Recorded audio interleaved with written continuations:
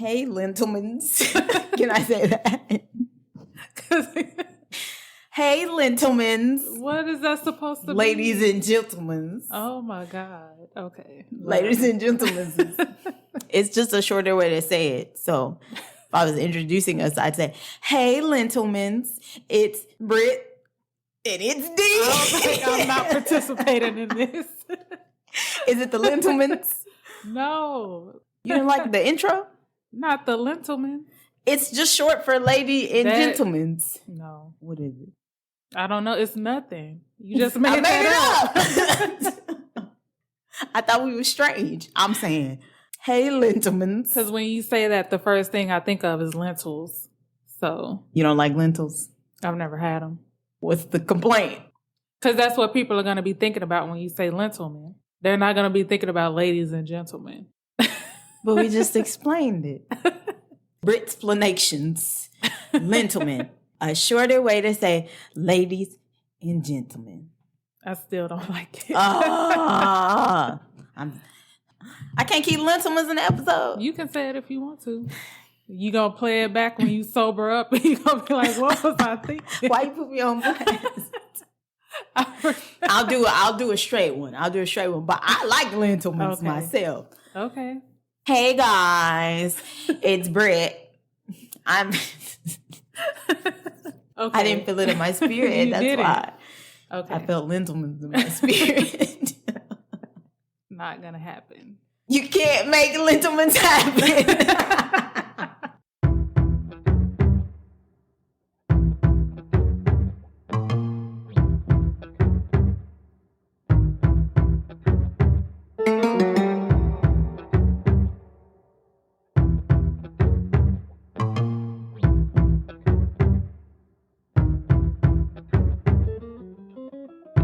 Hey guys, I'm Britt. And I'm Dee. And welcome to another episode of It's a Strange World After All.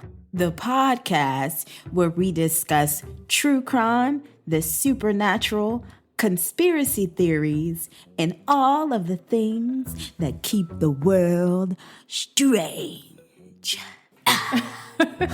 You felt it? I felt it. A little bit. Felt good. Welcome to the fourth episode. Yes. This officially makes it our 1 month. 1 month. 1 month. It's our anniversary. Do you know what today is? Well, today... Okay, let me be real. I typically write an intro for us. Oh my God. But today I was like, let's see if we can wing it. Murders. I don't know. We got this. We're smart, damn it. On today's episode, we will be discussing the 1982 Tylenol murders. Mm-hmm. I wanted to do this because it was interesting to me. And I was not alive then, and I didn't know. I wasn't either. That wasn't shade, I swear. I looked at you because you were in front of me, but that was not shade. Okay. I'm just mean, I didn't know that it was a thing my whole life. I was 28 years old, I think, when I found out. It was whenever we watched. 28? Shoot, I just said my age. Can we redo that? Oh my God. I watched it when I was 21. That's what we doing? I should have said I watched it when I was 18. I watched when I was 28. I turned 30 this year. I'm not ashamed. And yeah, I had never heard of it before, but I have always wondered why medicine was packaged the way it was. Oh, with the safety seals? Yes. And the cotton? Yes. Yeah. Sometimes both. Fun fact, the cotton is also a safety feature. Yeah. I didn't know that. We think. You said it like it was a matter of fact. She be lying to me. She been lying to me my life. No. I said, you probably didn't hear me, but I said I'm not for sure. Oh. You don't be listening to me. I do. I always listen. You're my elder. Hey. No, but you are right behind me. Yeah. Also, it makes you second guess taking medication. Well, Just a bit. Well, I guess not with really, because if the pills that were sold before were the capsules, so you could take them apart, they don't sell those anymore because of this case. I didn't think about that. Yeah, so they can't poison it. But that's just for like painkillers. Because some vitamins, like I've had vitamins that come in capsules that you can like pull apart. Oh, don't give people new ideas. What you mean? Because now they're going to put poison in those. Because you can pull. Oh, but can you put them back together?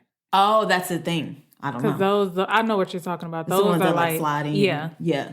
Let's get into these Tylenols.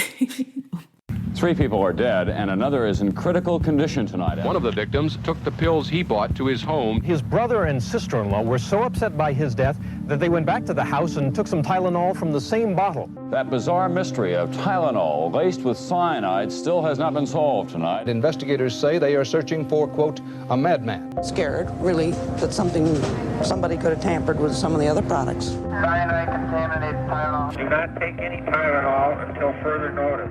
People were checking themselves into the ER thinking they'd been poisoned. It was absolute chaos. Flush it all down the commode, okay? There's no single person or even a group of single persons that stand out above the rest at this point in time.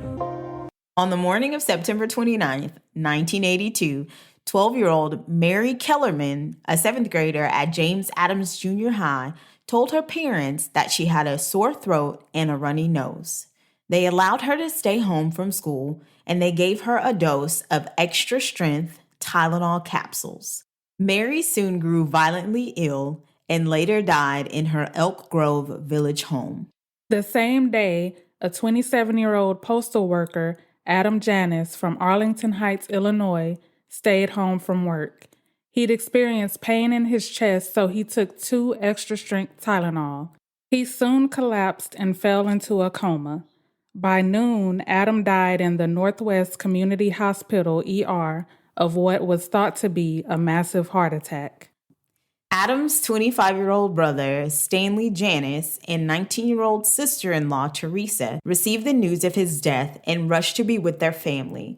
They both experienced headaches due to the stress of Adam's death. They took Extra-Strength Tylenol from the same bottle as Adam. They both fell ill and were rushed to the hospital. Stanley died that night. Teresa fell into a comatose state and passed away 2 days later. In West Suburban Winfield, 27-year-old Mary Rayner complained about feeling dizzy. She'd just given birth to her 4th child 2 days earlier. That's a lot of kids. It is a lot of kids. Oh, yeah, because she was 27. Yeah. Man. I mean, either way, it's still a lot of kids. One is one too many. Exactly. For me. Mary Rayner was rushed back to Central DuPage Hospital, where she had just given birth. She died before health professionals could determine the cause of her illness. 31-year-old Mary McFarland, the mother of 2 from Elmhurst, Illinois, suffered from a headache while she was working in the Illinois Bell Phone Center. She, too, took a dose of Extra-Strength Tylenol and became so sick that she was rushed from work to Good Samaritan Hospital. At the time, her cause of death was undetermined. 35-year-old Paula Prince from Chicago was identified as the 7th victim. She was a flight attendant returning from a flight when she purchased a bottle of Extra-Strength Tylenol capsules at a Walgreens near the north side of Chicago. Her family was concerned when Paula didn't show up for work and no one could get in contact with her. Paula's sister and a close friend went to her apartment. They found her lying dead on the bathroom floor with an open Tylenol pill bottle nearby. I was just thinking that was really intense. It just felt really intense to me. Like when you read it, I felt like I was there in the room. It's like something out of a movie. Yeah, it is like something out of a movie. Because she was 35. I'm assuming maybe she didn't have any like prior health concerns. Like they was probably. Yeah, I didn't see anything about that. A complete shock. Yeah. To her sister and her friends. So yeah, I was just taken aback. The Chicago Tribune reports that a reporter for the City News Bureau in Chicago was the one who made the first connection between Tylenol and the recent deaths. He brings it to the attention of the deputy coroner. I was sweating. And I'm not going to repeat it. Please don't. And they immediately inform local police. In an article posted by the New York Times, they give credit to 2 firemen for making the connection between the deaths and the Tylenol. Investigators who were working on 2 separate unexplained deaths were advised by the firemen that both of the victims' ambulance reports stated that they had recently taken Tylenol. The Cook County investigator, Nick Pajos, compared the bottle of Tylenol found at Adam Janis's home with the bottle of Tylenol belonging to Mary Kellerman. He discovered both pill bottles had the same control number, MC2880. I feel like that deserves it. Dun, dun, dun. But wait, there's more. We need to get like a soundboard so we have the the effects. Have a crowd applause and booze. For when we mess up. Nick speaks with Deputy Medical Examiner Edmund Donahue over the phone, and he asked Nick to smell the bottles of Tylenol. Nick said there was nothing out of the ordinary with their appearance. However, he noticed the pills smelled like almonds. Potassium cyanide is rumored to smell like bitter almonds. Both men knew that there was cyanide in the capsules. What does bitter almond smell like? Does it taste different? Taste different. I don't want to taste a bitter almond. Sorry. Does it smell different from regular almonds? I don't even know what almonds smell like because I don't eat almonds. You don't eat almonds? I hate almonds. You hate almonds? Yes. Oh, you're so almondy. You don't even like chocolate covered almonds? Don't you hate when people say almonds? Yes. I like dark chocolate covered. Chocolate. I like dark chocolate covered almonds. They're delicious. Okay. Well, if anyone knows what bitter almond smells like, please let us know. Cyanide is what's known as a chemical asphyxiant. It interferes with the absorption of oxygen by red blood cells in the body. With cyanide, there can be an abundance of oxygen in the atmosphere, but the red blood cells cannot pick it up. The result is asphyxiation.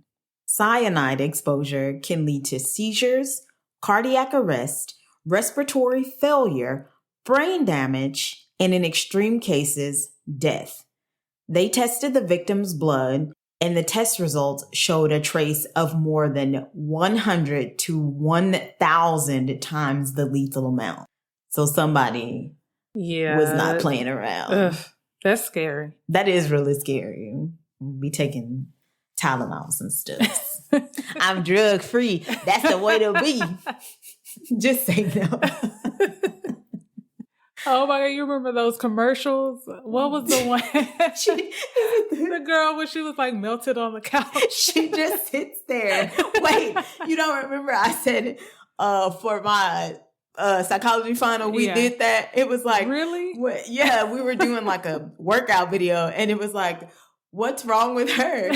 I don't know. She just sits there ever since the drugs. Oh my God. Back then, it was funny to me back then. Funny. But now I'm like, I need whatever she on. I'm trying to look. Who is her dealer or whatever? I need whatever she is on. Forget the troubles. Trying to be stuck. Don't do drugs, kids. Don't do drugs and stay in school. You heard it here. Deputy Medical Examiner Edmund Donahue arranges a meeting with an attorney from Johnson & Johnson, the parent company of Tylenol's manufacturer. Not to scare anyone, but didn't Johnson & Johnson just release their shot for COVID-19? They did. Are you taking it?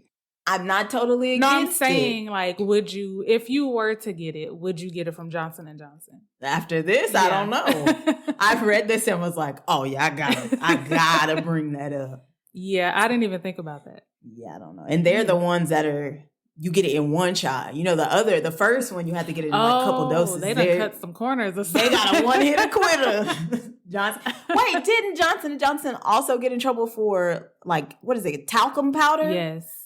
We're not saying to boycott. Again, we can't be held responsible for any opinions, views, drug usage, anything. No, I'm just kidding. Man. Don't listen to us. Get your shot if you want your shot. Do whatever feels right to you. Okay. But it couldn't be me. A toxicologist explained that they found cyanide in the extra-strength Tylenol capsules. It is rumored that when the CEO of the company found out that they wanted to hold a press conference to warn the public, he responded with, "Do I have to? Do I have to?" People, oh, I'm sorry, I clapped in the mic. People are dying. Do I have to? He's like Greg Abbott. If you die, some people are going to have to die. Oh, no. For COVID. That is not funny. That's literally what he said, though. Remember, he was like, what is wrong with people? You got to die, you got to die. I guess that's politics. I guess. Spare a few, save the masses. I don't know. Save the white people. Cut that out. Save the white. White people are probably like, I love the show. The show is great. They keep it real. Every episode, she give it to you. Wrong. There was also a back and forth about whether they should simply warn the public about finding cyanide in the capsules or if they should also recall the medicine. Why is that even a discussion? Why is that even up for discussion? I'm speechless. What are you... Put him under the jail. throw him under the jail. Yeah, it is kind of baffling why you would question whether or not you should warn the public. Yeah. Okay, sir. Oh, I'm sorry. That's not what it was. It was.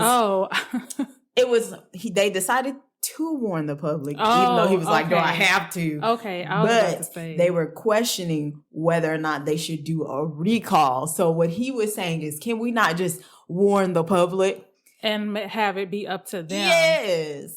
No, recall. Like, what if I'm the one that doesn't, what is this, the 80s? What if I'm the one that didn't watch the news or read the newspaper because you didn't have Twitter back then? And somebody like, hey, did you know cyanide was in Tylenol? And I'm like, I took Tylenol this morning, man.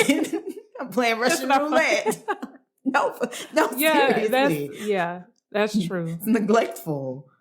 They initially decided to recall only the extra-strength Tylenol with the control number MC2880. But by Tuesday, October 5th, 1982, after the total number of confirmed deaths reached 7, McNeil Consumer Products, a subsidiary of Johnson & Johnson, issued a nationwide warning to the public.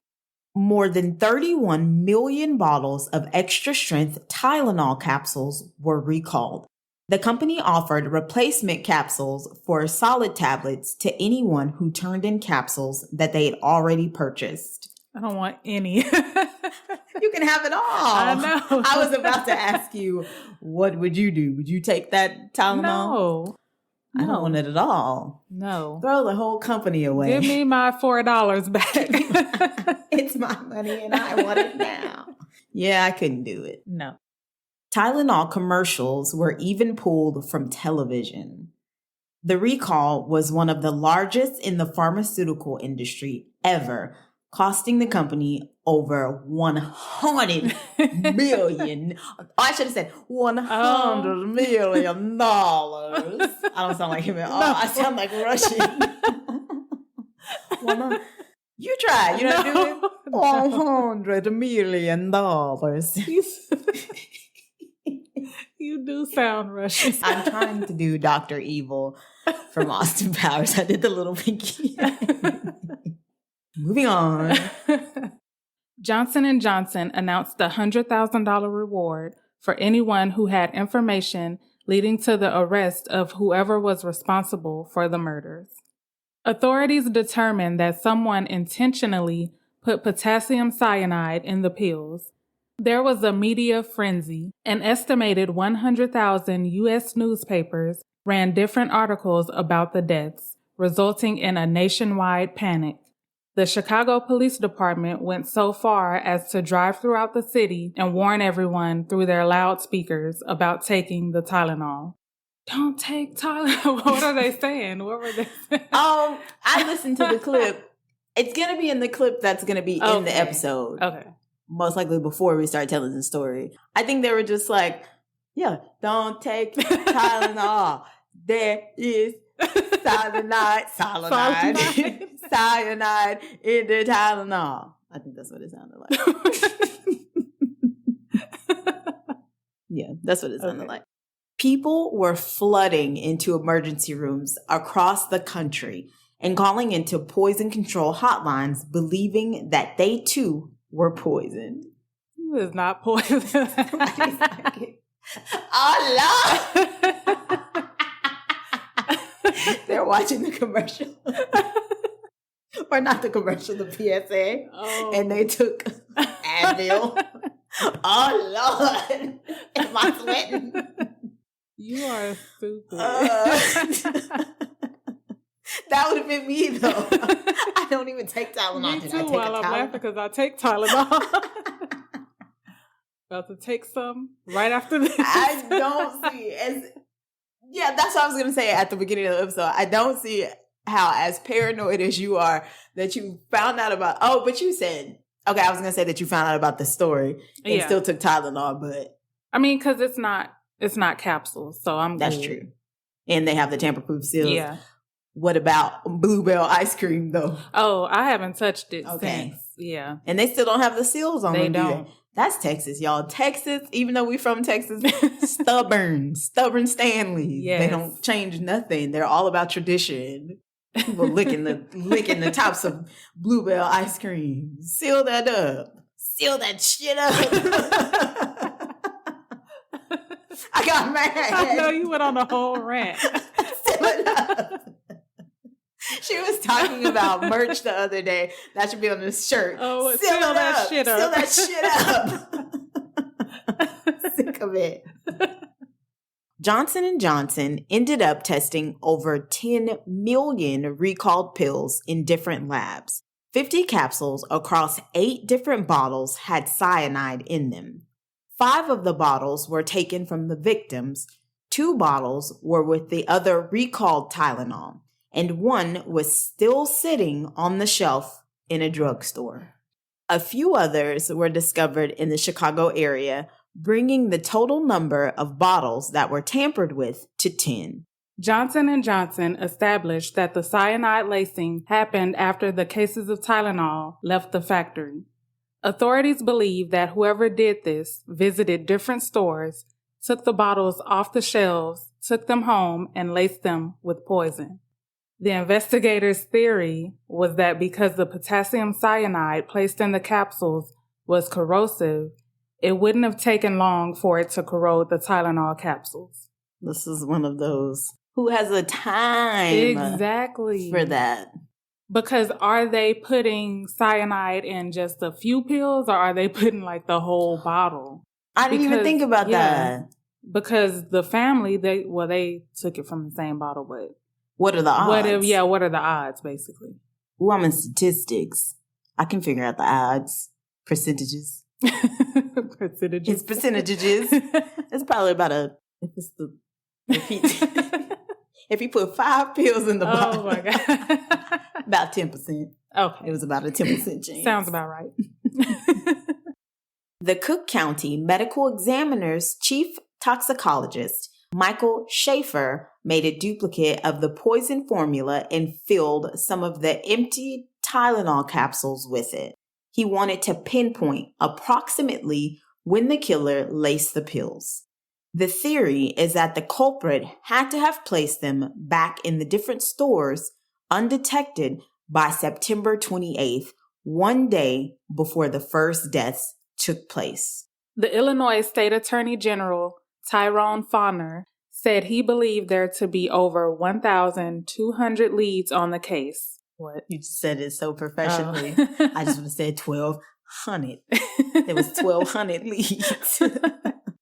There were no fingerprints or other DNA evidence on any of the bottles.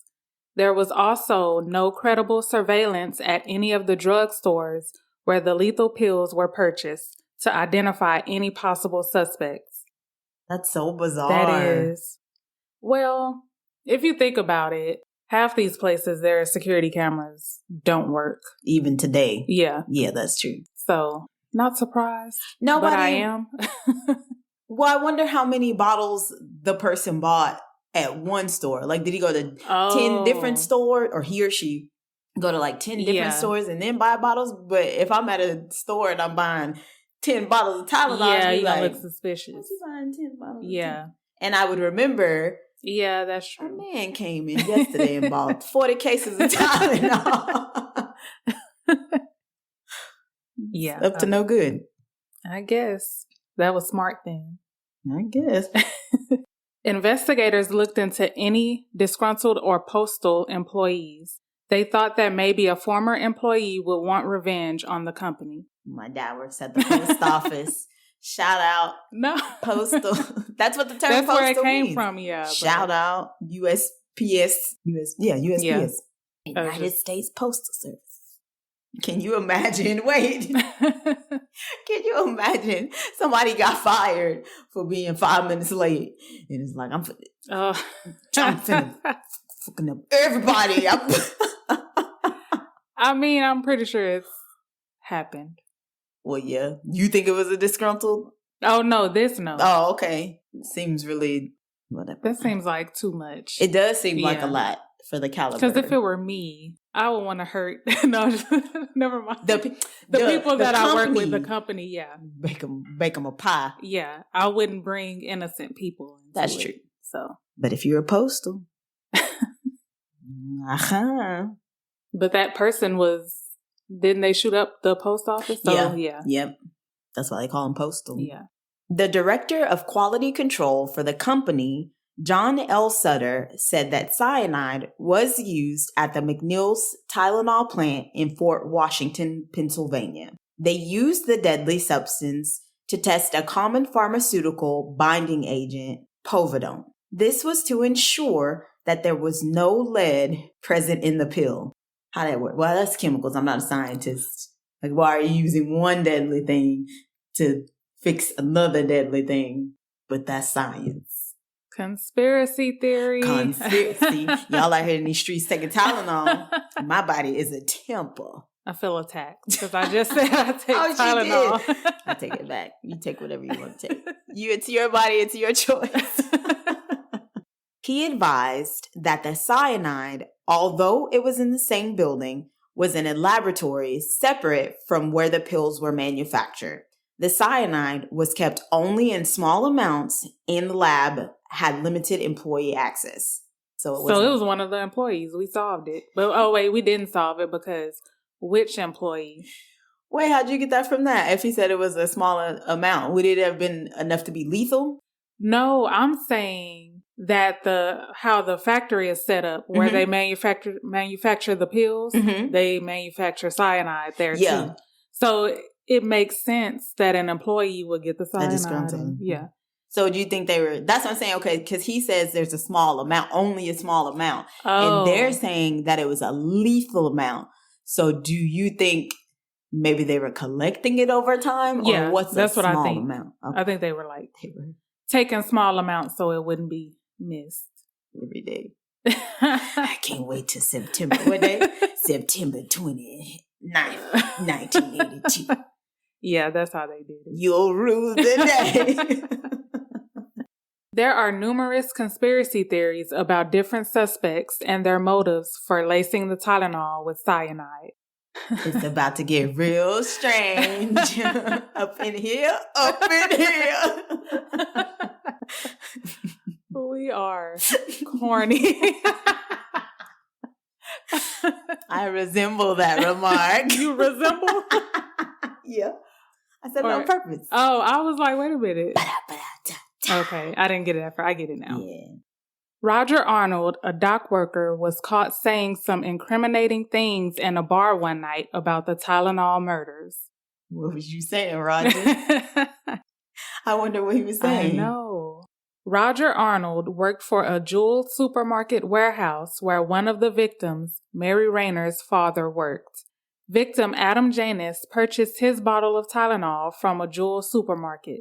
As reported by the New York Times, the store where Mary bought her pills was across the street from where Roger Arnold's wife's psychiatric ward was located. Suspicious. Oh, I thought you were going to say suspicious. I was thinking that. But then it all happened in Chicago. Oh. Because at first I was like, coincidence? I think not. But they're in the same city. Yeah. Yeah. Aw. You can think what you want to think. The police interrogated him and searched his home. Authorities found how-to crime manuals in his home. How to commit a crime for dummies. He went into the bookstore. Hey, you guys got how-to crime books? What did you say? How-to crime books. They also found items used in chemistry labs, such as beakers, test tubes, and a bag of mysterious powder. What's his name? He did it. He did it. We solved it. It's our first solved case. Roger Arnold, no. Allegedly. He had a home laboratory. It's either that or he was cooking up meth. He had a meth lab. Which one do you want to be responsible? The meth, because that's less time. Okay, I was like, which one do you want to be responsible for? But definitely murder or meth, always choose meth. Meth over murder. We should put that on a shirt. Meth over murder. Oh my God. Dial M for meth. When the powder was tested, they found that it was not potassium cyanide, but potassium carbonate. What? Be honest. Do you know what No.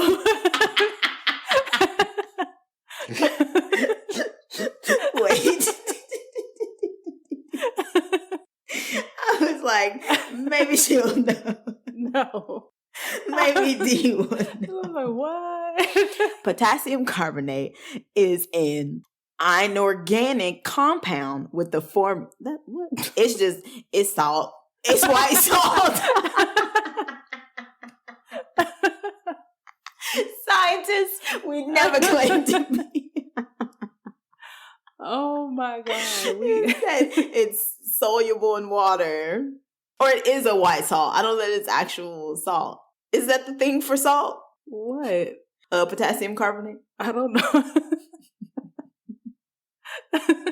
The more you know. No, salt is that's table salt. Hold on. Table salt. Yeah, table salt is sodium chloride. I knew that it wasn't regular salt. Oh. Salt refers to table salt, which is sodium chloride. Okay. So it's a type of salt. Potassium carbonate. Okay. The more you know. When asked to take a lie detector test, Roger refused. The police, however, did not have enough evidence to take him into custody for the Tylenol murders. I still think he did it, but let's go on. Roger Arnold had a nervous breakdown due to all the media attention. Or the meth. Yeah, either one. Or both. He blamed it all on the bar owner named Marty Sinclair, believing that Marty turned his name over to the police after he made those suspicious comments at the bar. You should have said it. You shouldn't have been running your mouth. Mark. It's your own fault. Yeah. In June of 1983, he shot an innocent man, John Stanisha, outside of a bar one night when he mistook him for Marty Sinclair. Ronald. Dang. Who is Ronald? I mean, Roger. I merged his name. It was like Lentilman. I did. Roger. Like Ronald. Roger. Roger was convicted and served 15 years of a 30-year sentence for second-degree murder. He passed away in 2008. Another theory was that Theodore J. Kaczynski, better known as the Unabomber, was responsible. Theodore was a former math professor who held a grudge against modern technology. Why? I don't know. I've not looked much into this case. Yeah. So let us know. Oh. If that's something that you would like to hear from us, the Unabomber case. From 1978 to 1995, he had mailed or hand-delivered 16 homemade explosives across the United States. The Unabomber is currently serving a life sentence in prison for killing 3 people and wounding 23 others. All I remember from the Unabomber is that the wanted photo of the guy in the hoodie and the glasses? Yeah. Yep. I always remember that. Yeah, me too. The Unabomber is an Illinois native, and his first bomb was found in Chicago. All the Tylenol killings occurred in Illinois. In an episode of Buzzfeed Unsolved, they note that the Unabomber's victims had connections to Wood. One of his living victims was named Percy Woods. What? Keep going. Percy lived in Lake Forest, Illinois. Forest, trees, wood.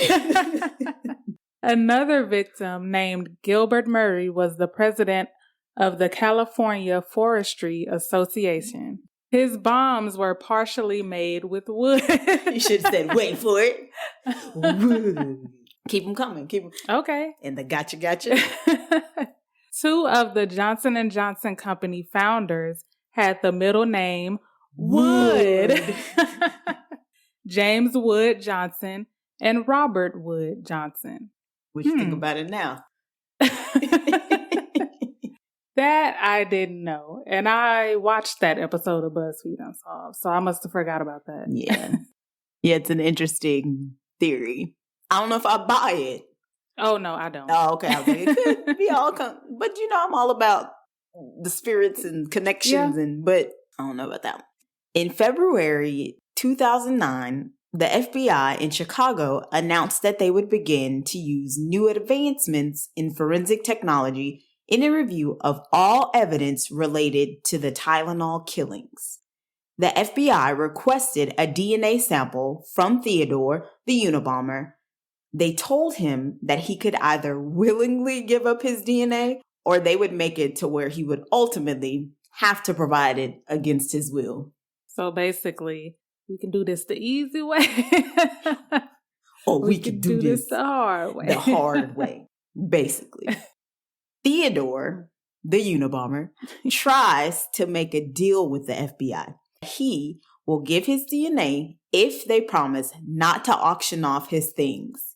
He believed that some of his items that were up for auction would be crucial in proving that he never owned potassium cyanide. The auction was never canceled, and Theodore never willingly gave his DNA. But local authorities could not directly connect him to the murders. But I don't know, it mattered because you were serving a life sentence. Yeah. Anyway, I guess he was like, I don't want to go down for this too. That's not my MO. I'm a Unabomber. I drop bombs. Cyanide. Never touch this stuff. I mean, that makes sense. Their prime suspect was a tax accountant named James Lewis. On October 6, 1982, just 1 week after the first Tylenol deaths, Johnson & Johnson received a ransom note demanding $1 million in exchange for stopping the poisonings. James Lewis's fingerprints were found on the letter. James Lewis was living under different identities for almost a year. He used as many as 20 different aliases and he described himself as a salesman, a computer specialist, importer, and freelance writer. Same. Chicago PD issued a warrant for James Lewis's arrest. However, they couldn't officially pin the Tylenol murders on him. The Lewises moved to New York City on September 4th, 1982. This occurred 25 days before the first Tylenol death was reported. To lace the pills with cyanide, he had to have done it closer to the date of the victim's consumption. 25 days was too long. So the cyanide would have eaten through. Yeah, it would have corroded capsule. yeah. Unless what? He flew. Because the theory was that someone could have easily have flown into like O'Hare Airport, went into the stores, bought them, filled them with poison, dropped them off, and then flew back home. But again, where would they be doing this at? Like if they took the pills, where are they going to put the poison in? Hotel. Yeah, like they were staying in town. Okay. They came into town just for that. Okay. But again, who has the time? Yeah, why would you do that? Because I'm too lazy to be D will never a criminal. I'll never commit a crime. Because who has the time to commit crime? Police and federal investigators arrest James Lewis on December 13th after he was spotted at a New York public library annex. He was charged with extortion and sentenced to 20 years in prison. That's what he get. For trying to bribe the FBI. During his time in prison, he randomly explained in great detail how someone could follow through with injecting the Tylenol capsules with lethal amounts of cyanide. It's like, yeah, man, let me talk to you. It would be if I did do this, I might have flown into the port, opened the pill. Simple as that. Boom. Incriminating. You are stupid. He's incriminating himself, though. How stupid is he? But a lot of people do that. Like, when they go to jail, they, lie. Yeah, that was me. Yeah. All right. Somebody gonna snitch on his ass for a Red Lobster dinner. Yeah, he did it. In 1995, after serving over 12 years in prison, he was released. In 2010, James Lewis published a book entitled, I'll imagine someone reads the title, Poison, The Doctor's Dilemma. That's how I heard it in my head. It literally got an exclamation point. Poison, The Doctor's Dilemma. He insisted, however, that the book had nothing to do with the Tylenol deaths. The plot of the book is actually about death by water poisoned with lead in South Missouri. Did he commit a crime in Southern Missouri? Incriminate. He continues oh my God. to incriminate. So he wasn't the one with the Tylenol. He poisoned water with lead. If I was going to do it, I didn't do it like this. Stupid. Wow. After the Tylenol poisonings, several copycats followed involving Tylenol or other types of over-the-counter medicine. Roughly 270 of them in the 1980s through the early 1990s. Some of the copycat poisonings used rat poison and hydrochloric acid. Luckily, they were never as detrimental as the 1985 Chicago deaths. No one was ever charged or convicted of the 1982 Tylenol poisonings. In 1983, Congress passed the Tylenol bill, making it a federal offense to tamper with consumer products, which it should have already been a thing. But unfortunately, I've learned, it typically takes tragic events for something to happen. Think Columbine, unfortunately, 9/11, even though there's some conspiracy theories around that, TSA definitely got a lot stricter after. In 1989, the FDA established federal guidelines for manufacturers to make all products tamper-proof. As they should. As they should. And that's it. They don't know. How many years later? We're not about to do math. 82. It's about to be 22. What year was you born? Don't try to. Oh yeah, don't no, try I to wasn't put that trying. I out wasn't there. trying to set you up. I swear I wasn't trying to set you up. I swear. I swore I wasn't trying to. Almost got me too. 39 years ago. So here we are, roughly 39 years. We just got safer pills. Yeah. Who do you think did it for real? I think it was, what was his name? Roger Arnold. You think it was Roger? Yeah. Arnold? He just seemed, well, what if because it just seems too perfect. It does seem too perfect. But sometimes it is who you think it is. They were who we thought they were. That's true. So I'm going with Roger Arnold.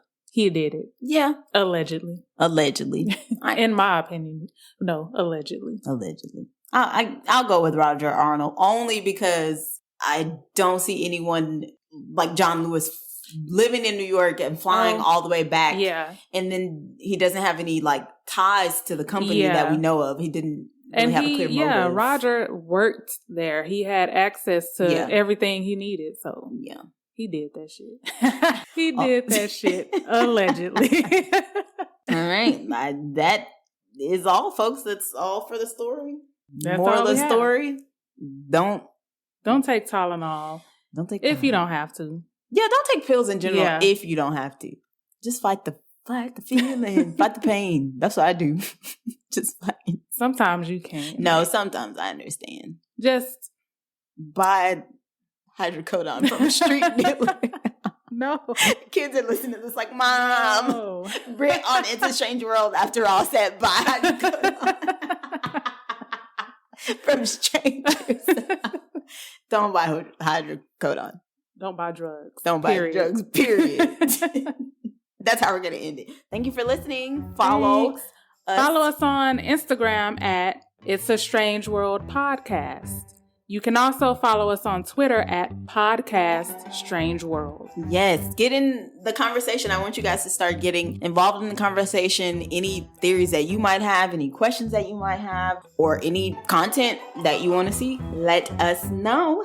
Please. Please, baby, please. It's been a long day. Yes. We have been your hosts, Britt and Dee. Join us next time on It's a Strange World After All. And as always, thank you for keeping it strange with us. Bye. Bye.